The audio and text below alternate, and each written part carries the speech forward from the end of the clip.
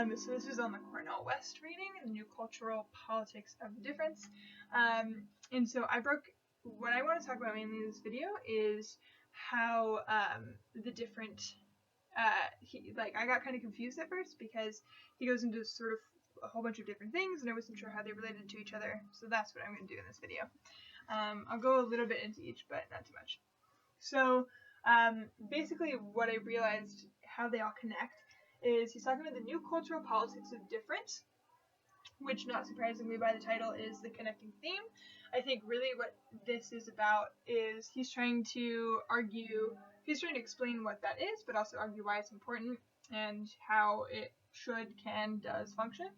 Then he goes into the history of sort of like the progress of like beginning with Europe, like how the new cultural politics of difference and like the politics of difference even sort of began, all the way up to decolonization, and then talking sort of through the civil rights movement, and then so then in that, then he goes into blackness and sort of the civil rights movement. He goes into that for a while,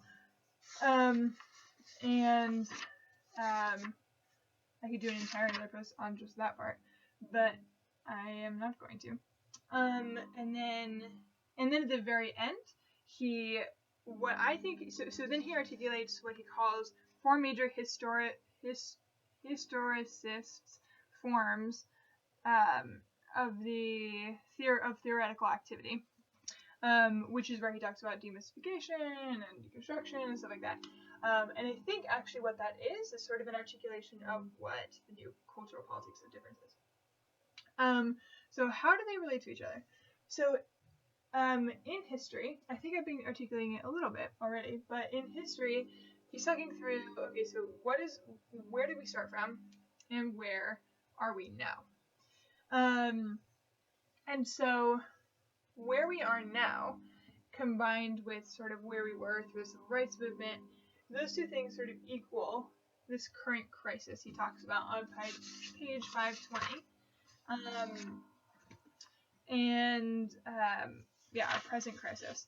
And that thus inspires the new cultural politics of difference, which is essentially the reform mechanisms is what I'm calling them, but which is those like demystification, deconstruction, stuff like that.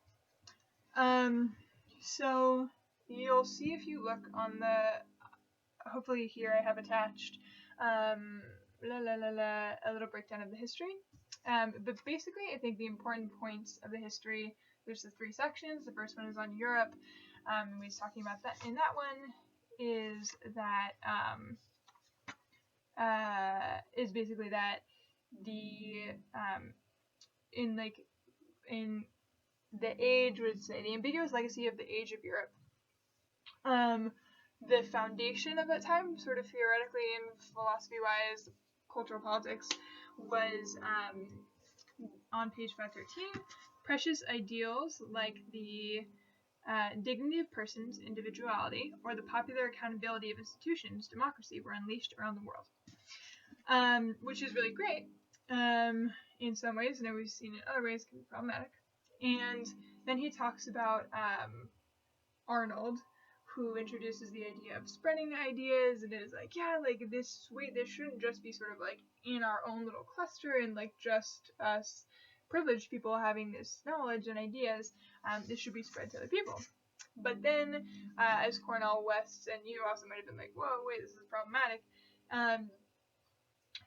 Cornell West goes to town on Arnold, saying, through culture seems to lie our way, not only to perfection, but even to safety. So the problem with that, sort of at that point in time, is, okay, you're just saying it's very sort of like white, it's very much white savior complex. So, so then we launch into the next historical period, where, which is the rise of the U.S. imperialism. And the foundation of this prize, I don't know, I actually didn't come up with one for that, but then, progress is that, up until that point, it was sort of the Arnold thing of like our way, like the white upper class male intellectuals, our way. And so in this period is sort of the first time where non-WASP people are able to be intellectuals as well, and start contributing to that dialogue, that discourse. And he's talked specifically about Lionel Trilling, who was Jewish, and sort of his voice in addition to that. So that's sort of the progress in that. And I can't remember what the mistake was in that. And then, I don't think there was one. And then, with the U.S., I think then the third period is decolonization, and sort of everything that ensues after that. And something he talks about a lot there is sort of the progress in that one is that he says the bottom of 516 during the late 50s, 60s, and early 70s in the U.S. These decolonized sensibilities fanned and fueled the civil rights and Black Power movements, as well as the student anti-war, feminist, gay, brown, gay, and lesbian movements.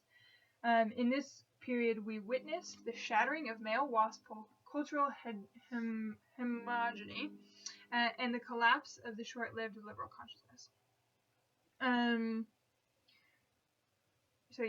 So that is big.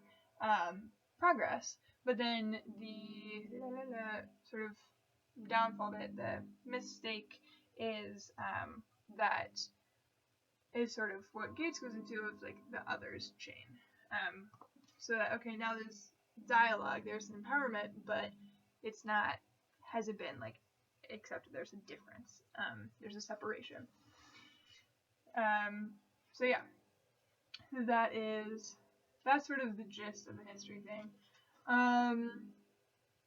And then he talks a lot back and forth about, it goes through really, really deeply and awesomely about sort of response in the Black community and the Black diaspora struggles for identity, dignity, self-confidence, self-respect, self-esteem. And this felt a lot to me like the argument, the thing that a lot of the writers who've been reading recently have been struggling with, from Du Bois to Gates to Patricia Hill Collins. I think all this, one thing they've all been kind of talking about is, as I brought up in my post about Gates, was can reason equal freedom for Blacks? Or does it only apply to white people?